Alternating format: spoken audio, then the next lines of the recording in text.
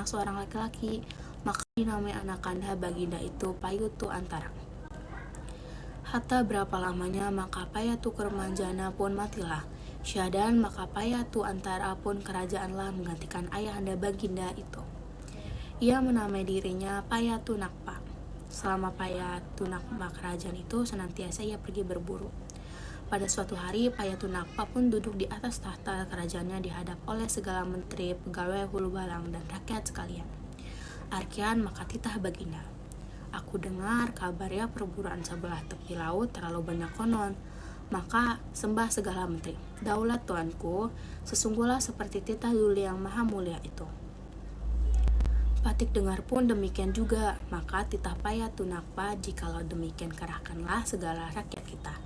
Esok hari kita hendak pergi berburu ke tepi laut itu. Maka sembah segala menteri hulu balangnya, daulat tuanku, mana titah Duli yang maha mulia Patik junjung.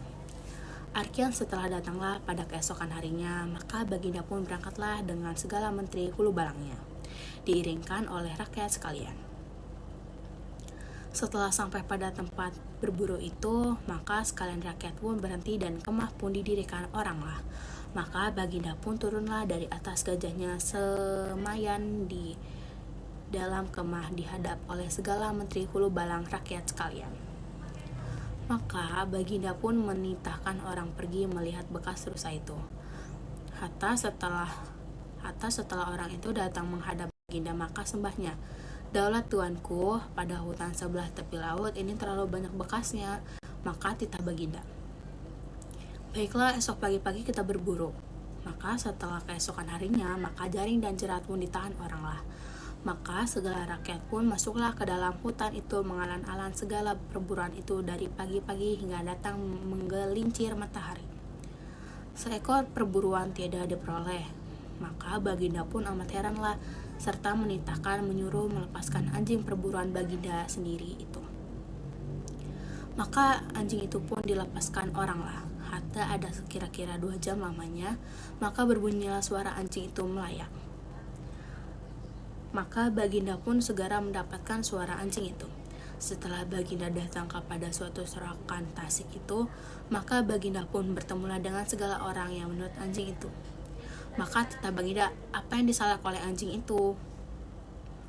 Tuan laki bini duduk merawa dan menjerat. Maka titah baginda suruh bertanya kepada orang tua itu, dari mana datangnya, maka ia duduk kemari ini dan orang mana asalnya. Maka hamba raja itu pun menjunjukkan titah baginda kepada orang tua itu. Maka sembah orang tua itu, daulat tuanku, adapun Patik ini hamba juga pada ke bawah Duli yang maha mulia, karena asal Patik ini duduk di kota Maligai. Maka pada masa padukan dan berangkat pagi pergi buat negeri ke Ayutthaya. Maka Patik pun dikerah orang pergi mengiringkan Duli padaku nenda berangkat itu. Setelah paduka nenda sampai kepada tempat ini, maka Patik pun kedatangan penyakit. Maka Patik pun ditinggalkanlah oranglah pada tempat ini. Maka titah baginda, apa nama engkau? Maka sembah orang tua itu, nama Patik Enci Tani. Setelah sudah baginda mendengar sembah orang tua itu, maka baginda pun kembalilah pada kemahnya. Dan pada malam itu baginda pun berbicara dengan segala menteri hulu balangnya, hendak berbuat negeri pada tempat pelanduk putih itu. Setelah keesokan harinya, maka segala menteri hulu balang pun menyuruh orang mudi ke kota Maligai dan ke Lancang mengerahkan segala rakyat hilir berbuat negeri itu. Setelah sudah segala menteri hulu balang dititahkan oleh baginda masing-masing dengan ketumbukannya, maka bagian pun berangkat kembali ke kota Maligai. Hatta antara 2 bulan lamanya, maka negeri itu pun sudahlah. Maka baginda pun pindah ke hilir duduk pada negeri yang diperbuat itu, dan negeri itu pun dinamakan Patani Darussalam, atau negeri yang sejahtera. Arkian pangkala yang di tempat pelanduk putih lenyap itu, atau dan pangkalaannya itu. Pada pintu gajah ke hulu jambatan kedil itulah, dan Pengkulu itulah di tempat Encik Tani naik turun merawa dan menjerat itu. Dan kebanyakan kata orang nama negeri itu mengikut nama orang yang merawat itulah. Bahwa sesungguhnya nama negeri itu mengikut sembah orang mengatakan pelanduk lenyap itu. Demikian hikayatnya. Terima kasih. Assalamualaikum warahmatullahi wabarakatuh. Saya Ogita Damalia. Saya akan menceritakan tentang hikayat Patani. Inilah suatu kisah yang diceritakan oleh orang tua-tua asal raja yang berbuat negeri Patani Darussalam itu. Adapun raja di kota Malega itu namanya Payatukurmanjana. Assalamualaikum warahmatullahi wabarakatuh. Saya di sini akan menceritakan struktur hikayat petani. Yang pertama ada orientasi, yang kedua ada urutan peristiwa, yang ketiga ada puncak permasalahan, yang keempat ada revolusi, yang kelima ada koda.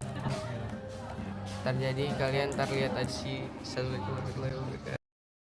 Tentang keagamaan, karena teks tersebut menceritakan tentang seorang syekh yang berusaha membuat raja sembuh dari sakit dengan syarat mau mengikuti agama Islam. Alur yang digunakan alur maju, karena hikayat Patani menceritakan kisah masa lalu yang disampaikan secara urut dari awal hingga akhir. Latar tempatnya itu lingkungan kerajaan tepi laut negeri Patani Darussalam. Waktu masa pemberitahuan Payatunakpa.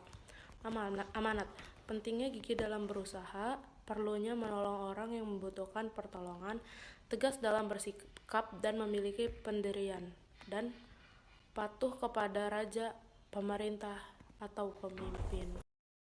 Assalamualaikum warahmatullahi wabarakatuh. Tema dalam hikayat. Assalamualaikum warahmatullahi wabarakatuh. Perkenalkan, nama saya Sufianur Syafiullah. Saya di sini akan membacakan tokoh penengah dari hikayat Patani.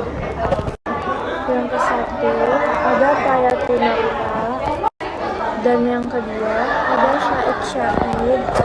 Sudut pandang. Singkat cerita, ada seseorang bernama Syahid yang berkata bisa menyembuhkan raja. Namun Syahid tidak menginginkan hadiah sebagai menantu. Sebagai gantinya, ia menginginkan raja masuk Islam jika ia bisa mengobati raja dari sakitnya. Gaya bahasa. Majas personifikasi. Gaya bahasa perbandingan. 2. Majas pleonasme. Gaya bahasa penegasan. 3. Majas antilimaks. Gaya bahasa penegasan. Hikayat Patani adalah setelah keesokan harinya, maka sembah segala menteri. Majas-majas yang ada di hikayat Patani adalah Majas antonomasia, Ramapati Kucing Tani, Majas Hiperbola, ada seekor pelarut putih, besarnya seperti kambing.